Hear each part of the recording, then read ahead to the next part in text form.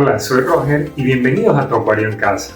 Seguramente alguna vez mediste el pH o la dureza de tu acuario con algún test de reactivos o dispositivo y viste un número que no concuerda con lo que esperabas. Entonces, sentiste la necesidad de cambiarlo al valor que consideras correcto, agregando productos o realizando grandes cambios de agua.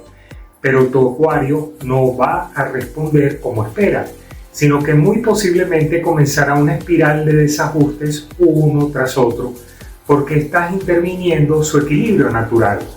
En este video vamos a ver de qué se trata la química amortiguadora natural en acuarios y qué hacer para lograr la estabilidad, porque cuando lo entiendes dejarás de pelearte con el agua y comenzarás a trabajar con ella.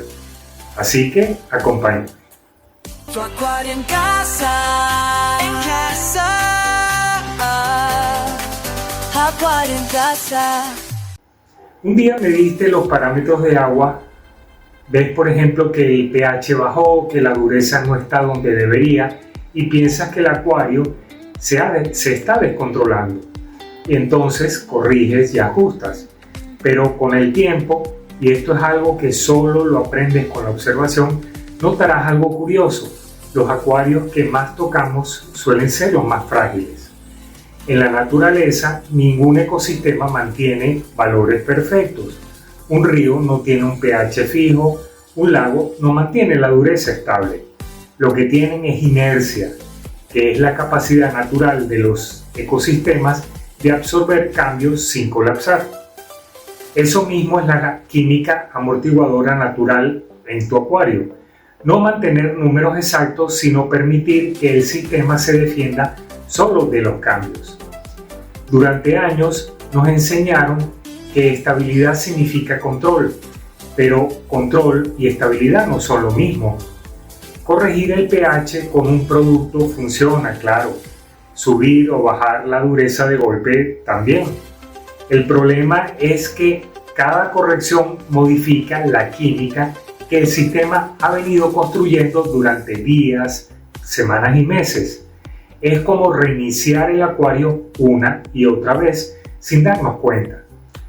La amortiguación, en cambio, autorregula para mantener la estabilidad necesaria. La naturaleza ha diseñado un sistema inteligente que debemos respetar para lograr la estabilidad a largo plazo. Entonces, ¿qué es exactamente un amortiguador en el acuario? Antes, quiero aclarar que no estoy hablando de sistemas marinos o de acuarios de alta demanda donde se dosifican elementos de forma continua y controlada. En esos casos, la estabilidad se construye mediante la reposición activa.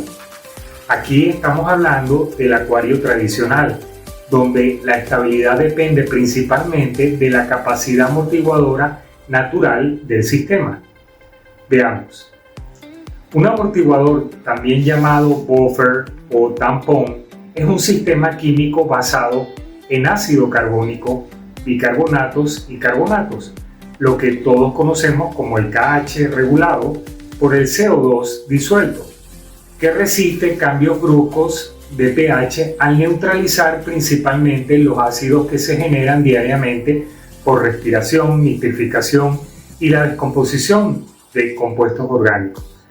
No impide que el cambio exista, sino que lo suaviza, permitiendo que el ecosistema se adapte sin estrés y sin perder su equilibrio. Un amortiguador no bloquea el cambio.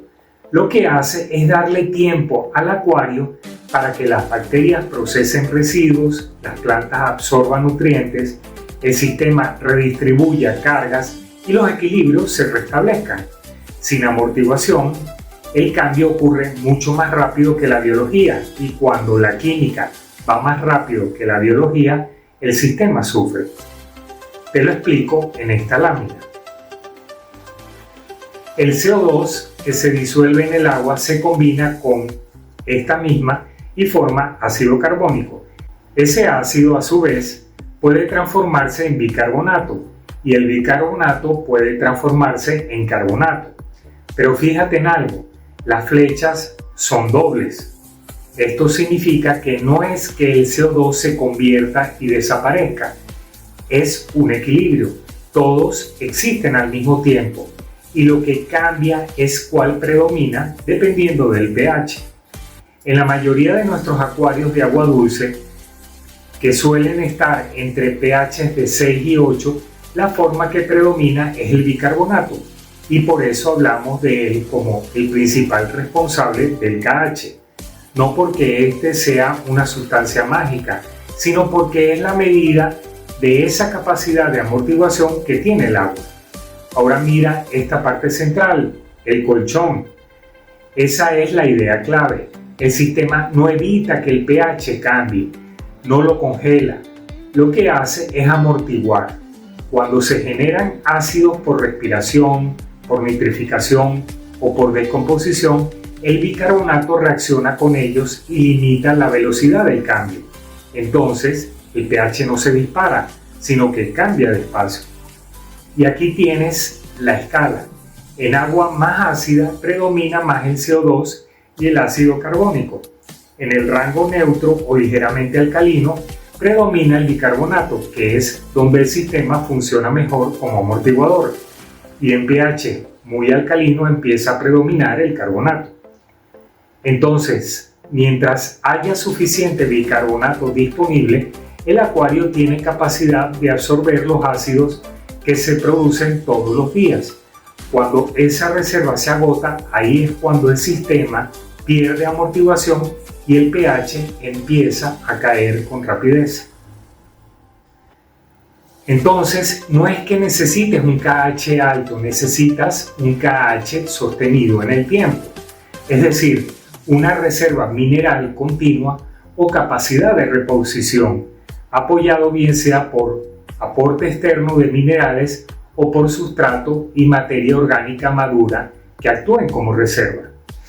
Un comunitario con un KH entre 4 y 8 y un pH entre 6.5 y 7.5 puede ser químicamente muy estable, pero en acuarios con KH extremadamente bajo, U0 o un grado alemán, la nitrificación puede colapsar por falta de alcalinidad. En cambio, un amazónico puede mantenerse perfectamente con un KH entre 2 y 4 y un pH entre 5.8 y 6.7 o excepcionalmente algo más alto si hay algún aporte mineral. El problema muchas veces no es el número, es la falta de amortiguación detrás de ese número. Entonces, ¿cuándo sí debes intervenir? Si el KH cae progresivamente semana tras semana, si el pH muestra descensos progresivos, si hay estrés persistente en los peces después de algún mantenimiento en el acuario, si notas que la nitrificación se debilita porque aparecen picos inesperados de amonio y nitrito. Ahí ya no hablamos de pequeñas fluctuaciones, sino de pérdida de estructura. Y es precisamente para evitar llegar a ese punto que el sustrato juega un papel clave. Un sustrato eficiente no es solo decoración, es una reserva química. Algunos están hechos de materiales con capacidad de intercambio catiónico. En palabras más simples, funcionan como una especie de esponja mineral inteligente, como el ADA Aquasoil, el Sikem Fluorid, el JBL Manado, etc., sin alusiones publicitarias. Cuando en el agua hay demasiados minerales como calcio, magnesio o potasio, los retienen y cuando el agua empieza a quedarse corta, los liberan poco a poco. No crean minerales nuevos, por supuesto, pero ayudan que esos minerales estén disponibles cuando realmente hagan falta. Por eso hay acuarios que se sienten sólidos y otros que se desajustan con facilidad. La diferencia está en la capacidad de reserva del sistema.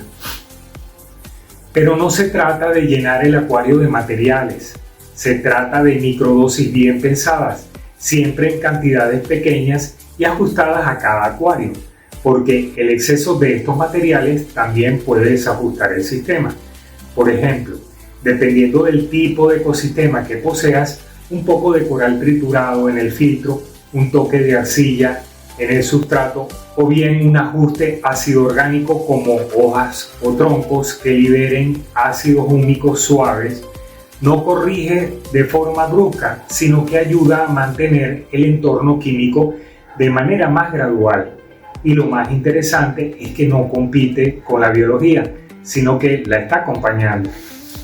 El espacio de las raíces de las plantas crea microzonas estables. El biofilm actúa como un filtro químico.